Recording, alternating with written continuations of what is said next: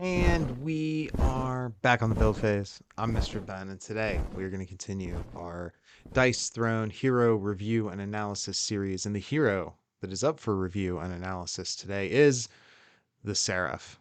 Now, the aesthetics, the vibes of this character are near and dear to my heart. I was a very self-serious teenager, and when I discovered Magic the Gathering at 14, I had my first deck was this black white angel deck that was just just as cringe and pretentious as it sounds. So the aesthetics of the Seraph are something that I personally really like. Now, before I get into the actual hero analysis, I do want to do a little bit of housekeeping up at the top of the video. And that is to say, if you're a casual player, you are welcome here. While this video is primarily going to be attacking strategies and play patterns and coming at this from the angle of trying to improve your 1v1 competitive performance with the Seraph, I do want to talk about this in a general enough way that even if tournament play isn't really what you want to do, there's still something of value in the video for you, like general tips that you can apply. Further, even if you are another competitive player, it may not be the case that you and I enjoy doing the same things within the game of Dice Throne. So there's going to be some things within an individual hero's kit that I might not value very highly, but you might say, hey, wait, when I play with this character, I really like that ability. And that's totally acceptable too. My review here is not intended to be the end all be all of analysis for these characters, but these are the things that have worked for me in tournaments. These are the ways I think about the characters. And even if ultimately you end up not agreeing with me, I hope by laying out my analysis, you're able to find something of value that can make you into a better Dice Throne player. That's the point of what we're trying to do here.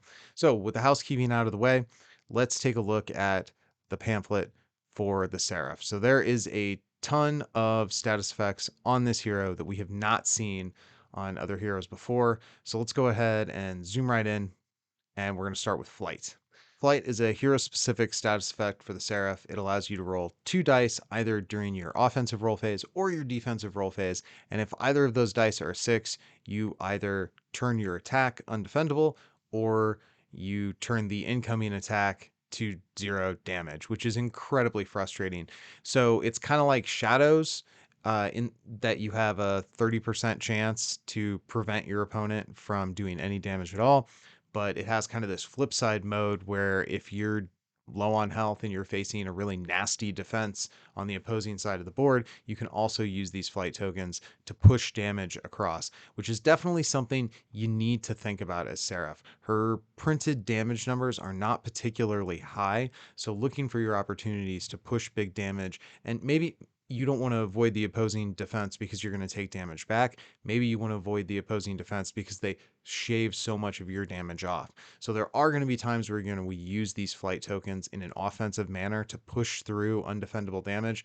But generally speaking, you're going to get more value out of reducing an opponent's 7 damage attack to 0 rather than using this to prevent your opponent from turning your 7 damage into 5 or something like that. So there's always exceptions to every rule, so I don't want to say flight tokens should be looked at exclusively as a defensive tool. There are certainly times where using them offensively makes sense, but generally speaking, most of your flight tokens are probably going to be used more to evade damage than to push it.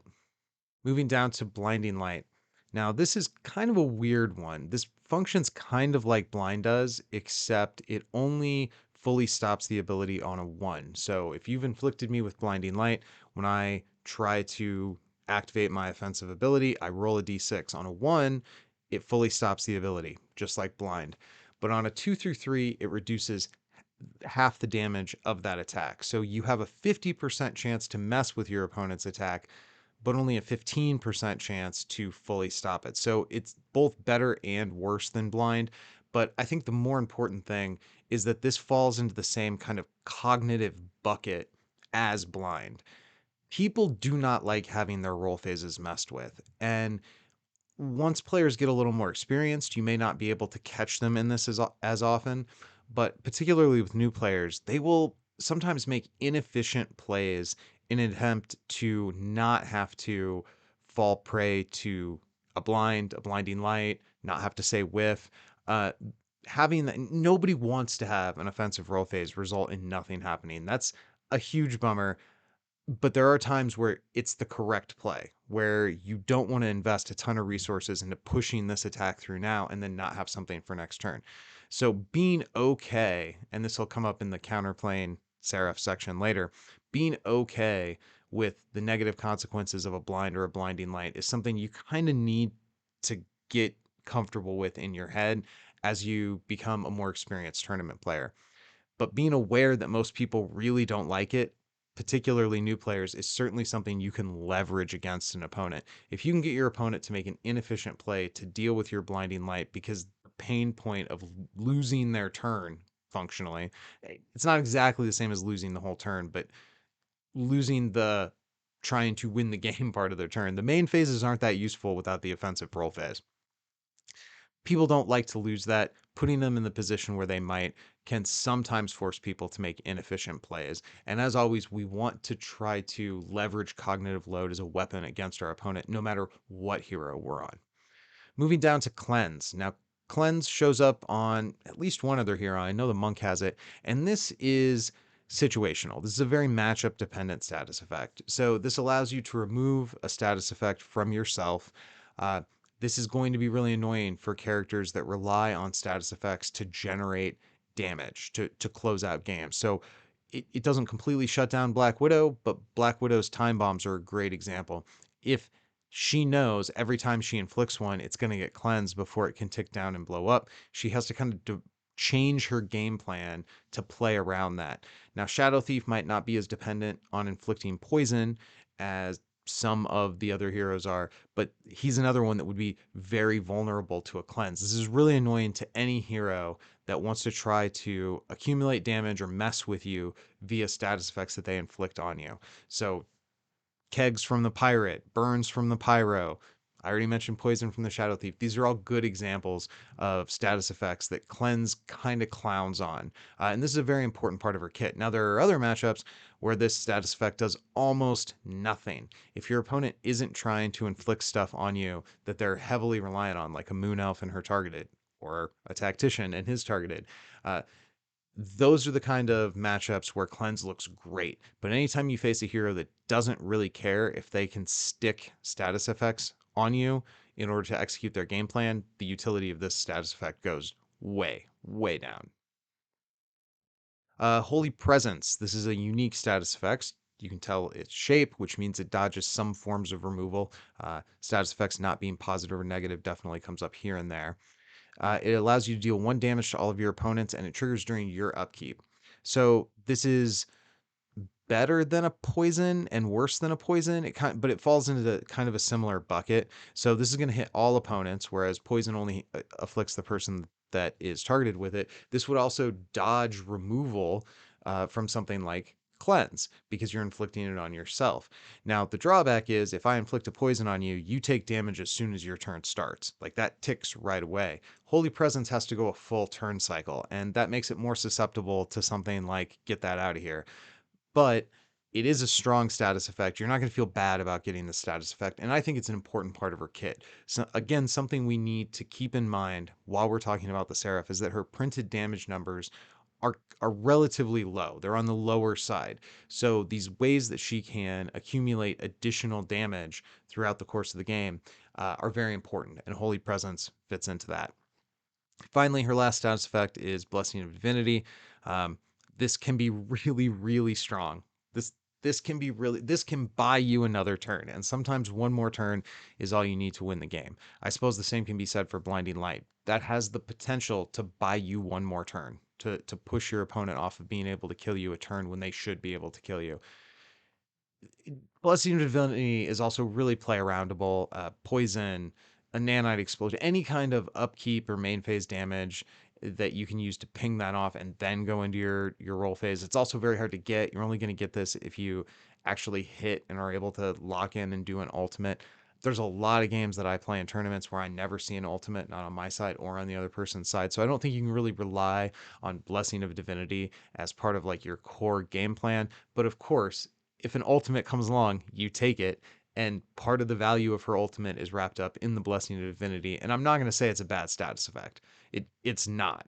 But you do, particularly for the person playing against the Seraph, you need to know how to play around this and what your plan is to get that thing chipped off and not waste an entire turn. Throwing 10 damage into a Blessing of Divinity feels terrible. You got to figure out a different way to deal with that, some form of isolated damage or damage somewhere other than the ORP.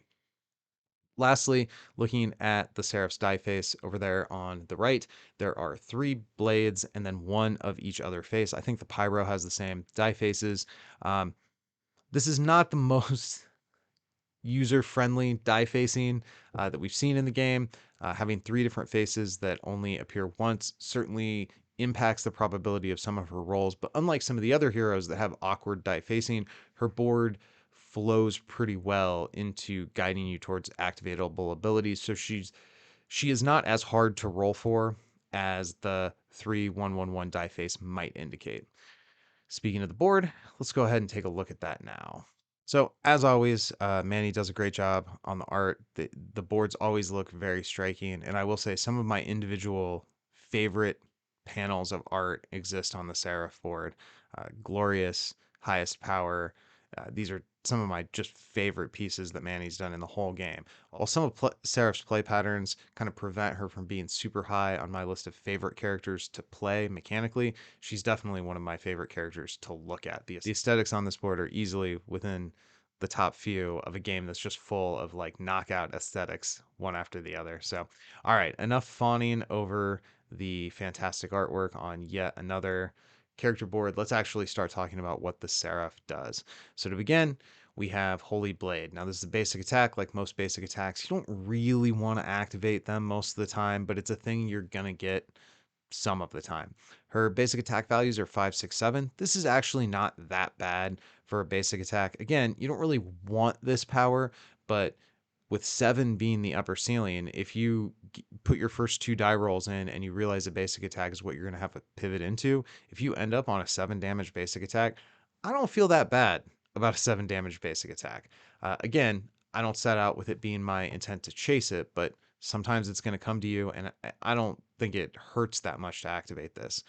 Uh, Moving into the first upgrade, Holy Blade 2, this costs 2 combat points. And actually, before we go any further, I need to draw attention to one other thing. Take a look at this board. You will notice nowhere on this board does the symbol for combat points exist. That is something we have to really keep in mind. With these heroes that have no abilities that generate combat points, every upgrade has to be analyzed through the prism of how strangled the economy is. So a 2-cost upgrade for this hero has to do a lot more than a 2-cost upgrade would on somebody like Shadow Thief, who has all the combat points in the world. So with that being said, let's take a look at what we have here. Damage goes up to 6, 7, 8. That's a decent increase. And we get the backup ability Cherubim. It requires 3 of the 1 to 3 die faces and a 6. You gain a flight and a holy presence. Now, there could be some marginal utility where a holy presence could start chipping away at the small amount of remaining health on an opposing hero who has a really annoying defense, like a pyromancer who's going to kill you if you attack into them. So you get the ability to dodge an attack with the flight, well, 30% chance to dodge the attack with the flight, as well as the ability to put some damage on your opponent. So while there are matchups where this is going to look good, this is a backup ability, and I don't like it. I do not like this backup ability. I do like the 6, 7, 8 on the Holy Blade, but at a cost of 2, I cannot justify paying 2 combat points with a hero who has such a limited amount of combat points. This could be a So Wild. This could be your Bye-bye. This could be any one of any number of really impactful, important cards. And it's maybe not the flashiest thing in the world to have kind of a sell all my upgrades so I can afford the sort of bread and butter cards that everybody has. But it's just true that Twice as Wild and Not This Time are some of the most powerful, impactful cards we have in the game, and you have to be able to play them. If you see them in your hand, being stuck without enough combat points to pay for it because you put this upgrade into play is not a recipe for success. So in my opinion, this upgrade is an automatic sell. Now, we don't have 1, but 2 upgrades for Seraph's basic ability. The second upgrade is 3 combat points and changes the damage to 5, 7, 9. Now, wait a minute, you say, didn't the damage go up? Didn't it become 6, 7, 8? Well, yes, it did. So for 2 combat points, I go to 6, 7, 8. For 3 combat points, I go back down to 5, then 7, 9. I don't like it. You do get a somewhat small chance to inflict a blinding light. I do like inflicting blinding light on my opponent. I like how annoying it is. I like putting those kinds of problems on them to deal with it. The cherubim upgrade gives you a cleanse, a flight, and a holy presence. Everything I said about the first one kind of applies here. I, I suppose with the added idea that in matchups that are you really need that cleanse, where you know the burns and the poisons or the nanites or whatever time bombs, whatever the negative status effects are coming, if you value cleanse more, that makes the cleanse more valuable, but it's still a backup ability that I don't want to roll. I don't think Seraph has the opportunity to take a setup turn that's so inactive. So I'm not a big fan of that backup ability. I don't like the 3 cost on this for a character whose economy is so weak to begin with. And I really don't like that at level 3 the damage does what it does there. So I think both of these upgrades for the basic attack are pretty much automatic sells for me. Uh, and I would rather exchange this for a combat point and have coins available to do something that's a little more proactive, a little more game winning in its nature. I don't see the point of upgrading an ability I don't want to roll in the first place. Even if these are great upgrades, this is not an ability I want to roll in the first place. All right, moving down from Holy Blade to Purify. Now, this, when I eventually get around to talking about co op, Dice Throne Adventures, Dice Throne Missions, Seraph is tier 1, S tier in co op game modes, and this ability has a lot to do with it. But that's not the subject of the video today. We're talking about how Seraph plays in a 1v1 situation. And again, depending upon matchup, this ability can be very, very important. So 5 undefendable damage could potentially be a large number. Depending upon who you're dealing with and how effective their damage is, there are certainly times where I would rather take the 5 undefendable damage than, say, the 7 or 8 defendable from my basic attack that we just looked at, when I know that they're going to roll a defense that's going to chip 3, 4, 5 off of it. Smaller undefendable numbers are often better than larger defendable numbers. Maybe that's phrasing it too strongly. It's matchup dependent.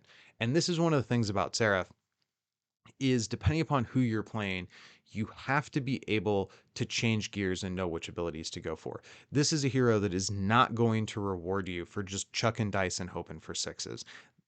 Barbarian will do that, and that's fine. Those kinds of heroes are out there, and I think it's cool that they exist. I also think it's cool that we have heroes that ask more of you as a player, that ask you to be a little bit thinkier, that ask you to not only understand your hero, but understand the other heroes in the meta and how you need to match up against them and when to use what abilities. So that's a very, very long-winded preamble to talking about Purify. This ability requires 2 5s and a 6. Now, remembering that Seraph has a 3/1/1/1 die face. This is essentially the same odds as a micro ult. There's not a lot of difference between 3 6s and 2 5s and a 6 when we're talking about die faces that each have 1 instance. You choose a player, you can do 5 undefendable damage, or you choose a player and that player heals 4, and then you can remove a status effect from that player. Given that we already have cleanse on our board, using this to target ourselves to remove status effects is maybe a little bit less useful. But again, keep in mind what we're talking about here. If I'm playing against a tactician and they have targeted on me, I'm not healing 4. I'm healing 4 plus the 2 damage the targeted was going to do this turn, then next turn, then next turn. Maybe one activation of this ability has the net impact on the game of me like healing or mitigating like 10, 12 damage. That's the kind of calculations you need to make. Now, against heroes that aren't super status effect reliant, well, then if this is just a heal 4, well, that's bad. Just healing 4, if your opponent is doing average damage, 7 damage per turn, and you're using your entire turn to heal 4, that's not good enough. So there are places where Purify looks very bad on that mode. But maybe that's a matchup where your opponent has a really nasty defense, and when you're rolling your purifies, you actually, instead of opting for the healing and the status effect removal off yourself, the defensive use of it, you're doing the 5 undefendable damage and then ripping a positive status effect off your opponent. So depending upon your matchup, this can either be a heal that isn't enough to keep pace with incoming damage. This can be a heal plus a status removal that can be worth 3, 4, 5, 6 additional points of healing through preventing some negative effect from a time bomb or a delayed poison or a burn or whatever. Uh, or in another matchup, the same power could also get around a problematic defense that could kill you when you attack in for lethal. So this is a very versatile power. Uh, but if you deploy it at the wrong time, or even if you roll it at the right time, but you choose the wrong mode, it can really punish you. So there's a lot that I like about how this character works, and this one power is kind of a micro example of the way you need to think about Seraph overall. She's a defensive character that has to put her attack plan together based on what her opponent is doing. So maybe more than any other hero, but certainly among the top several heroes that really demands that you have a lot of background knowledge about the meta, Seraph rewards you for knowing matchups as much as, if or more than, basically any other hero. Okay, that's a lot of words on Purify. Let's take a look at the upgrade for this thing. This is a 2-cost upgrade. It goes up to 6 undefendable damage, which is a pretty big number for undefendable. It cranks the heal up to 5, and it allows you to still remove a status effect from the player that you chose. So this costs 2. In a matchup where you know you're going to want to go for Purify a lot, maybe you can justify playing this, but this is going to be heavily matchup dependent. If this is a matchup where the things that Purify does aren't the things that you're relying on, like if you're in a situation where you just need to produce big damage numbers, there's other abilities you go for, and you cannot afford to buy this upgrade in the wrong matchup. I think this is a sell some significant percentage of the time, but it's heavily matchup dependent, in my opinion. Okay, moving up to Glorious. Now, this is a little bit more of a kind of bread and butter type power. So it requires 3 of the 1 through 3s and then a 4. So it's worth noting that this requires essentially the same rolling odds as something like schematics, except it has the drawback of there you can't use 6 it to get this. So there's a bunch of heroes that have this like 3 of a kind and then a 6, but this is 3 of a kind and then not a 6. But what does the power do? It gives you a flight and it lets you deal 6 damage. Now, you have, if you pop that flight immediately, you have a 30% chance to make that attack undefendable. I have absolutely seen this specific power just win games by people. So, this is the thing about flight. You roll 2 dice, each die has a 15% chance to do what you need to do for it to be good. And I guarantee if you do it, you're probably going to have some luck because I get all the bad luck on these kinds of abilities. I have thrown so many flight dice and I never see 6s, but then I play against Seraph, or I have somebody who's playing a Seraph on my team in a co-op game, and they're just throwing 6s every which way. So your mileage may vary on this power. I get so mad, and honestly, this is my biggest gripe with Seraph as a whole, is there's these she's reliant on flight tokens to do the thing that she needs to do, and blinding light kind of falls in this bucket too. Even if I do the right thing and I choose the right plays and I activate the effect when I need it, the dice can just hate me and like nothing more. I get so frustrated with these characters that are so heavily dependent on like an evasion token or a flight token or these token. I like Shadow Thief because when you get shadows, it just stops all the damage. I don't have to do a dice roll to figure it out. It just stops it. Okay. Getting back to Glorious. This is a 6 damage attack that you have the potential of gaining a flight. This is a power that I could see activating. If you are playing against a control hero and you know what you need to do is defeat that other person before they get all their upgrades out as Black Widow, or they get the full coin purse and want to clobber you with it with the Shadow Thief. If you know you're in a race and you have to beat the other person down first, this is not a bad option for that. This lets you either produce a, admittedly, I'd rather it was a 7. 6 is a small number, but it lets you produce a decent amount of damage with the potential of making it either undefendable or neutralizing your opponent's crackback, which is pretty good when you're in that kind of race situation. Now, if we want to upgrade it, what does it look like? Upgrade costs 2. It increases the damage to 7. It lets you give a chosen player flight rather than yourself. This is another play. Seraph, S tier in co-op, but that's not what we're talking about today. It also adds the take flight ability, which requires one of the 3-side die face and then 2 of the 4s for a chosen player to gain a flight and 3 undefendable damage. So sometimes undefendable is really important. I like the sub theme of undefendable with the Seraph. There are certainly meta picks out there that are so reliant on their defense: Curse Pirate, Shadow Thief, to a lesser degree Artificer. Uh, and to be able to just sidestep that, it's one of the reasons Ninja is a hero that actually has traction in some of these tournament metas, is because she sidesteps people's annoying defenses. Seraph has kind of a sub theme of doing that, but the question is, do I want to pay 2 combat points for this effect? If I'm facing like a Shadow Thief or a Black Widow, these control-y type heroes that are trying to build to an end state, and I'm trying to race, maybe. But I think most of the time this is another upgrade where even if I want to roll this ability, this is probably an upgrade that I'm willing to sacrifice to make sure I can play what status effects when I need it, to make sure I can play twice as wild when I need it. Um, there are things on this card that I like. The backup ability is something I wouldn't even feel that bad about and might even go for in some matchups, although there are other ways to produce undefendable damage on the Seraph's board, so this wouldn't be the best version of that.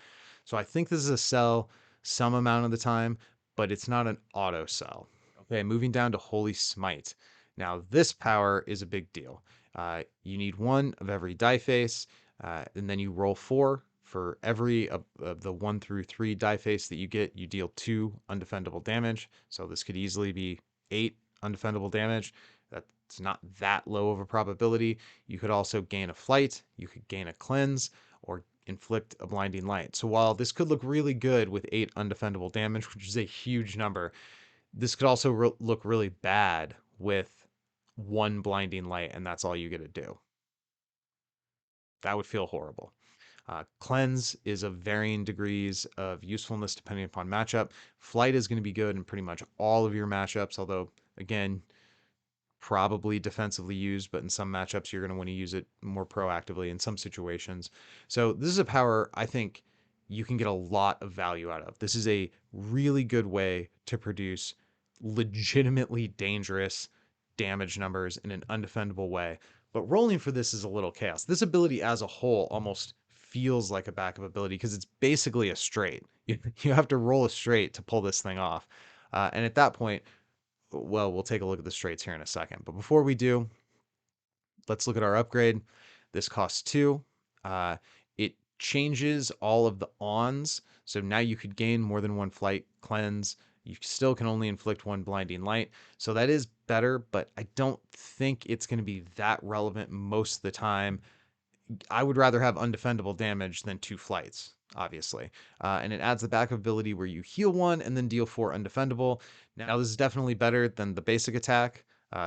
If you're looking at the Holy Command die facing, you're probably also looking at a basic attack. And I definitely like 4 undefendable with a 1 heal a lot better than some of what the 5 damage our basic attack would do as Seraph. So this is a backup ability that I actually don't feel too bad about. This is an upgrade I think I like. If you know you're in a matchup where you don't want to deal with your opponent's defense as much, the ability to make sure that you don't lose those extra flights feels really strong. The ability to push through 2, 4, 6, 8 undefendable damage feels really strong.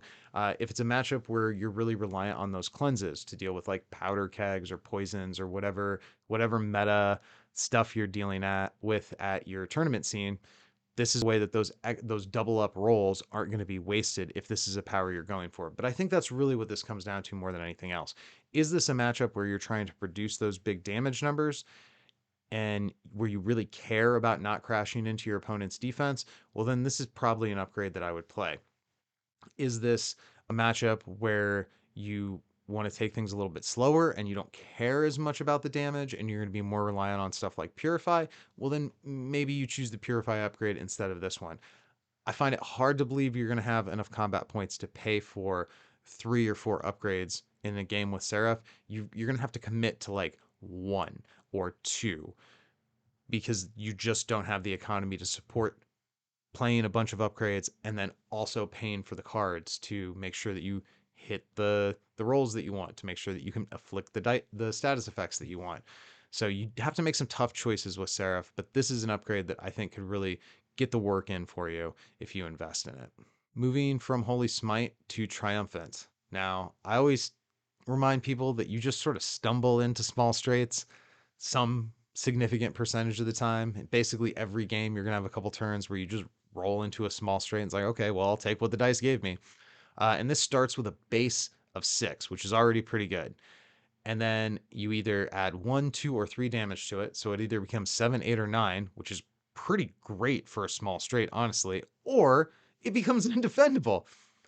That's a really good small straight. So in the matchups where you're just trying to throw as much damage across the board as possible, where you maybe don't care about making sure it's undefendable damage, you're just trying to produce the biggest numbers, that's where Triumphant and Glorious are going to look really good. Again, if you care about your opponent's defense, then Holy Smite probably looks a little bit better. Purify probably looks a little bit better. So as far as a small straight goes, even without an upgrade, this is a pretty fantastic small straight, which is surprising for a character who across the board mostly has smaller damage numbers. But what do we get with the upgrade? Well, the hits keep on coming. For 2 combat points, this jumps up to a base of 8 damage, which is almost too good to be true. And then it could become a 9, a 10, or an 11, or an undefendable, depending upon what your die result is on the rider. This is a great upgrade. I would almost phrase it that you have to have a reason to not play this upgrade. If you're at a point in the game where you don't have the combat, if you're having to choose between So Wild and this upgrade, well, okay, maybe you have to be able to play the So Wild you're deep enough in the game. We're far enough in that, but if you see this turn 1, turn 2, this is a snap down. Even if your main game plan is you'd rather not throw defendable damage across the table, a small straight that produces 8 defendable, well, I guess 9 defendable, 8 undefendable, or 9 defendable at a minimum feels very good. Particularly looking at some of her other damage values, I think this is a great power. I think this is a great upgrade. And I think if you're playing Seraph, you're going to be using this power. I know I do. I like this one. I like it a great deal. Okay, heading down to the large straight, Archangel's Will. Again, some of my favorite art is on the Seraph board. I love the armor. I love the angel wings. The whole aesthetic of this character is so cool. So for a large straight, you gain a flight, you inflict a blinding light, and you deal 8 damage. Now, I made a big deal about how the small straight upgrade got us to 8 damage, and I said that was really good, but this is a large straight. And it does, one more die doesn't seem like that big of a deal, but it really is, especially when you think about how fragile a large straight is to your opponent messing with your dice. And let me tell you, as Seraph, everybody knows your economy is not a great economy. Everybody knows that your cards feel more expensive than they are because you have such limited combat point production. So your access to playing the right dice fix card at the right time is going to feel a little more limited than it will with some other characters who have a more surplus of coins, so to speak. So that means we need to choose attacks that are less susceptible to disruption. And the large straight, along with like the ultimate, are like some of the most susceptible to disruption abilities that we could potentially activate. So 8 damage here. I'm way less enthusiastic about 8 damage on a large straight than I am 8 damage on an upgraded small straight. But let's see what the upgrade does here. Does it change my tone at all? So it costs 2 to throw down this upgrade. You give the ability to give flight to a chosen player. Now, in 1v1, you're always going to choose yourself. And then you inflict blinding light, and it goes up to 9 damage, which honestly doesn't quite get there for me. Heaven's Blessing is chosen player gains 2 cleanse and 2 flight. Now, if you are in the kind of matchup where you're just trying to win on the back of your status effects and you're trying to shut down every attack with your flight, remove every keg with your cleanse, and just let the pirate decay, well, maybe in that situation, Heaven's Blessing looks a little bit better. It also is specifically an extremely good fallback for Purify if you can't grab that 6. So if it's a matchup where you're heavily investing in Purify or you know you really need these status effects, maybe you can justify paying for this upgrade. However, I feel like this is almost an auto sell. Given the whole way Seraph's kit is set up, I don't want to be presenting large straights. And when I do present large straights, I want them to do more damage and do more. Uh, I want it to be more powerful. I think there's other things that Seraph can do that are less risky, that do equal amounts of damage and disruption and really help us win the game just as effectively as this large straight, but don't open us up to potential enemy counterplay the same way a large straight does. So I'm not targeting rolling large straights with Seraph in 1v1, and I'm not upgrading an ability that I don't intend to target rolling, no matter what the matchup is. So, in my opinion, I sell this card and I use those combat points to pay for something else. All right, let's move up. We have our mini alt. So 4/6s, as mini alts always require. You gain a flight, you gain a holy presence, you inflict a blinding light. Those are all pretty good words. And you deal 8 defendable damage.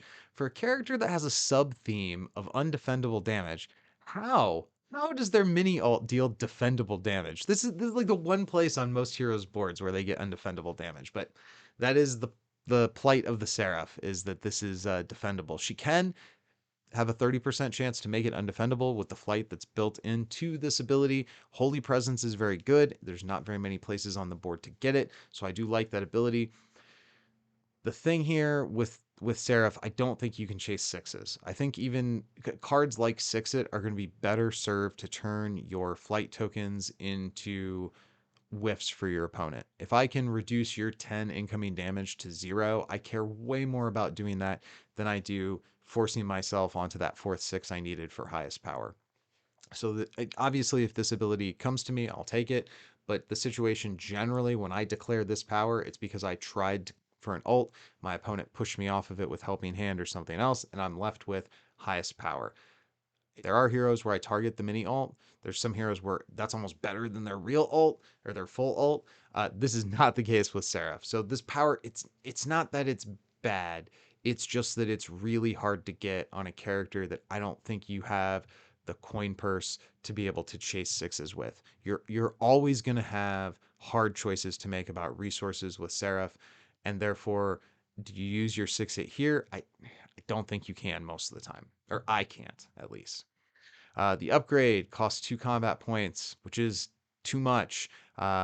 You gain the flight, the holy presence, you inflict a blinding light, and you go up to 10 damage, which is a big number. I do like double-digit damage numbers. And you gain a micro ult, which is holy presence, 2 flight, 2 cleanse, and a blinding light. I Sure, in the narrow situation where a holy presence plus a couple of flight tokens are going to bounce your opponent's next attack and then you're going to kill them with your damage over time effect from holy presence, sure. I can see how this amount of disruption, particularly in certain matchups where you're really reliant on your status effects, like pirate is probably the best example, because the hero just decays over time, and as long as you can tank up behind your wall of status effects and they don't draw what status effects, you can maybe get away with that strategy. I That's not how I play Seraph. This is not an upgrade I'm going to buy. This is an upgrade I'm going to turn into Pain for my So Wild, or Pain for my Not This Time, or one of the other more powerful cards in my kit, or upgrading my Small Straight or something. I'm going to be more likely to hit naturally. The problem is I can't chase the 6s, and I can't invest my cards in getting the 6s and pay for this upgrade. There's just not enough combat points to go around with the Seraph. All right, moving down to the Seraph's defense. You only get 1 die, which just feels rough. It can deal 2 damage, it can prevent 1, or 2, or 3, depending upon which die face you roll on that one. Depending upon matchup, you're going to have a preference of trying to add some extra damage to try to close the game out sooner, or preventing. Generally speaking, against basically everybody that isn't a hard control type character, you're going to want to tank up, you're going to want to soak damage and draw the game out, but you have to finish the game. There are some heroes in Dice Throne that can draw the game out kind of indefinitely, because the longer the game goes, eventually they get to a kill state. That's not the case with Seraph. Seraph has to actually proactively try to finish the game. She never reaches a point where she becomes inevitable. So there's this balance of trying to outlast the aggressive heroes in the beginning, but also finish the game before you get to like end state status of some big scary monster like the Shadow Thief. And this defense kind of can go either way. It's reminiscent of Samurai's defense a bit. So when we look at the first upgrade for this, it costs 2 combat points, increases the potential damage output to 3, and now you have a chance to, instead of prevent 1, gain a flight, which is a 30% chance to prevent all the damage. So this is a significant upgrade. There is another upgrade for this as well. It costs 3, and it lets you re-roll one of those dice, as well as increasing the potential damage prevention. Depending on matchup, I think the either of these upgrades is worth playing. If I already have Angelic Mantle 2, I don't know that I care about paying the extra combat point to get the third one down. Maybe in a matchup against like Moon Elf, where essentially every attack is defendable, I might go for that extra value there. But against another Seraph or a Ninja or anybody who can reliably produce undefendable damage, uh, I just don't see the point trying to chase the level 3 if you've already got the level 2, but getting one of these out in most matchups is probably good. I like overall what these upgrades do. I wish they weren't so expensive on a character that has a hard time generating combat points, but we got to make our choices. So if earlier I was saying you probably get 1 or 2 upgrades with Seraph, probably the defense is one of them in every matchup, other than the matchups where you know people are going to be doing a lot of undefendable, like against Ninja. And then, depending upon who you're facing and what your strategy is, you want the small straight or you want the purify. And that, again, is going to be very matchup dependent. All right, lastly, let's take a look at the Seraph's ultimate. Split the heavens. Now, notably, Seraph has no character quote, which is kind of funny to me because Seraph is an angel and angel means messenger. And it's the only hero that has, I think it's the only hero that has no message here, is the one that means messenger. All right, so the Seraph's ultimate is gain a flight, a holy presence, a blessing of divinity, and 13 damage. This is good. This is what we want to see. Uh, you get damage mitigation. You actually probably get 14 damage out of it with the Holy Presence if it goes off 1 time. So that's pretty good. Blessing of Divinity can potentially buy you a whole nother turn. Yeah, I mean, ultimates are good. Ultimates are always good. So it's good. Ultimates are always good. We take ultimates when we can get them. I don't think this is a character that's like super reliant on having to hit an ultimate, but this is a good. This is essentially the only way the Seraph has to dig out of a large life deficit. One of the things that Seraph is really susceptible to is just how slow and plodding her pace of play is. But actually, we'll get to that in a second after we finish talking about the card kit. So, yep, the ultimate's good. I like the ultimate. Okay, so then we're going to look at the last few Seraph cards. Angelic Combat costs 1 combat point. You roll a d6, and you can either add 3 damage, gain a flight, gain a cleanse, or gain a holy presence. I've kind of talked about all of Seraph's status effects throughout this whole video. So depending upon matchup, that's going to affect particularly cleanse, how valuable that is. All the other results here are pretty good. And at 1 cost, I feel like this is a card I play most of the time. Pay 1, add 3 damage to an attack feels pretty good. Uh, Pay 1, gain a flight. Well, if that flight turns into prevent all damage, well, now Shadow Thief has to pay 4 for Enter the Shadows. Seraph can essentially use Angelic Combat to pay 1 for Enter the Shadows, which is a little nutty in terms of power level. So yeah, this is a good card. Smote, a 1 cost roll 5 attack modifier. I don't think there's been a single hero where I've said that you sell the pay 1 roll 5 attack modifier. These are always good. And in certain matchups, this card is very good. You want to pour the damage on. In other matchups, you probably care more about hitting at least 1/6 for that blinding light to try to mess with your opponent a little bit, more than just the one extra damage. But yeah, this is a card you're going to play basically every game. The only situation where this isn't going to be played is one where you're under a tremendous amount of pressure and you have like this plus twice as wild in your hand and one coin on your dial, and it's like, well, I want to be able to play twice as wild to guarantee I don't whiff. I guess I have to sell this, but that sucks. Like, that's not what you're wanting to do. You want to play this card. To the skies. This costs one and you gain a flight. I think the math here is very simple. There are lots of places on the Seraph's board where I said the word flight, and there are no places on the Seraph's board where I said combat points. So the idea that you would pay a scarce resource, the resource Seraph has the least of, for a status effect that the Seraph can generate on like every ability on her board. This math doesn't make any sense. I don't think you probably want to play this card.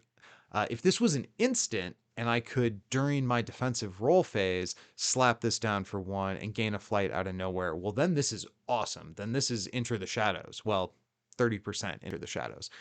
But that's not what this card does. This is a main phase card. So you're either going to have to play this in the first main phase to hopefully make an attack undefendable, which, depending upon what attack you choose, you were going to be able to make it undefendable anyway with a flight. Uh, or you're playing this in the second main phase and hoping it survives your opponent's access to any of their status removal during their first main phase before they attack you. So being a main phase speed card, this is very vulnerable to removal. It telegraphs kind of what you're relying on to try to survive your opponent's next turn. And if you're trying to use it to make your attack undefendable, it's pretty redundant because most of the attacks you're going for when you're trying to push damage to Seraph already generate flight. So to the skies, more like to the KO pile, and let's turn this thing into a combat point. Divine Intervention. This costs 4. This costs 4. That's about the extent of my analysis.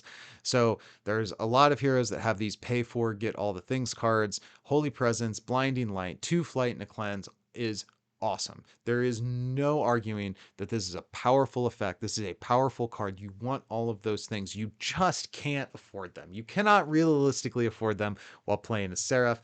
I will grant that there are going to be games where you've gotten a run of cards that you didn't need, where just the way things have shook out, you've got the 4 combat points in your coin purse, or honestly, I would say you need more than 4 because you don't ever want to pass into an offensive roll phase or pass your turn with no coins in your coin purse. That's terrible. So, or not, it leaves you vulnerable. It lets your opponent move without having to think about what you might have if you don't have any coins to pay for anything. So, you really want to have more than 4 coins, which is a situation that doesn't really happen with the Seraph because of how strangled her economy is. So I just don't think you're going to play this card. I don't think I've ever played this card in all my games with Seraph.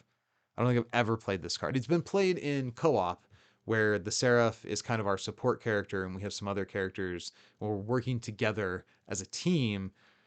There's times where she has enough breathing room to be able to pay for this. In 1v1, no, I've never played this card. I don't know if I've ever even seen anyone play this card. It's wildly too expensive for a character that just doesn't have the combat points for it.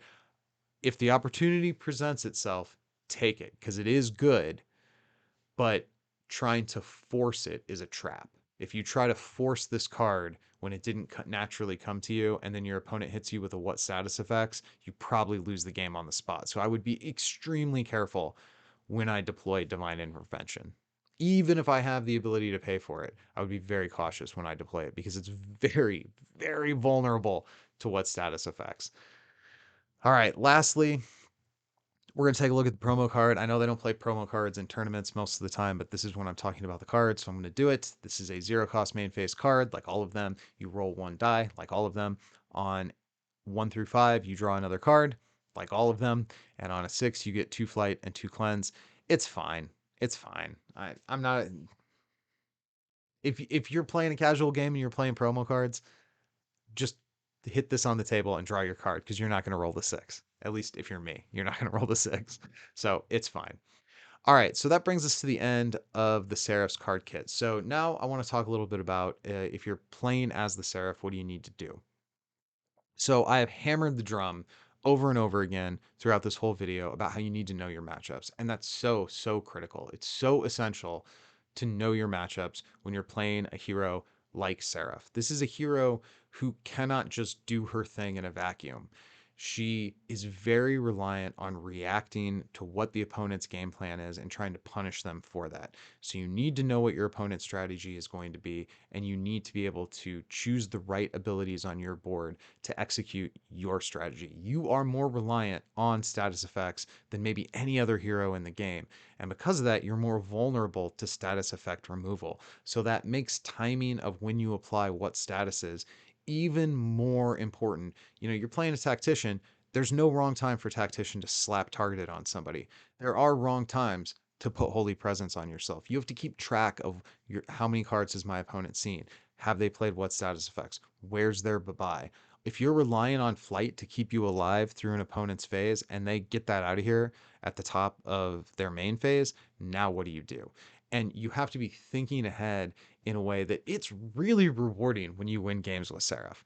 But in 1v1, there's a lot going on. I often think of the comparison when you've got like the skinny fast boxer against the plodding power puncher, and it's like, well, he only has to be perfect for 1 second, but the skinny guy has to be perfect for the entire fight. And that's kind of what Seraph does. If you're paying attention to when you get your flights, choosing the correct abilities, nuking your opponent's status effects while applying your own, and you're balancing all of these plates, you're juggling all of these balls, you look unstoppable. I've seen games where Seraph is just ripping sixes on those flights, and she's dealing damage like a barbarian and dodging damage like a shadow thief, and it's mind blowing. But that only happens if you've put the time in to really learn the ins and outs of the hero. And more importantly than just learning what this hero does and wants to do, you have to learn how this hero reacts to what other heroes do and want to do. And if you're the person playing against Seraph, that's the key. You want to nuke that status removal. Your status removals are the highest priority cards in your deck, probably in this matchup. Um, little bit of wiggle room based on what hero you're playing as. But the point is that status removal deployed at the right time can be crushing to the Seraph, can be devastating.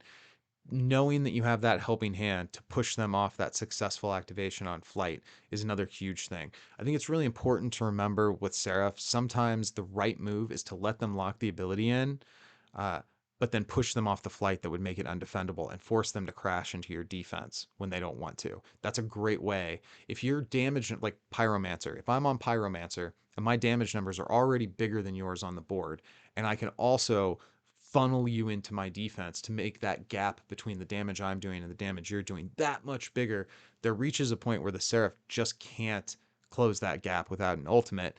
And because of how awkward her dice are and how a lot of times you're going to need your dice fix cards to kind of keep your board in line, the likelihood that you're going to have that card surplus that a control hero like Paladin or Shadow Thief might have to force that ultimate is a lot lower. I mean, it's not going to be never. Everybody gets an ultimate sometimes, but you can't rely on it in the same way that some of these build to win type heroes do. And you don't have the straight damage output that some of these race heroes like a Pyromancer or an Artificer have. So Seraph falls kind of right in the middle with this style of needing to hold back the aggro heroes but outrace the control heroes.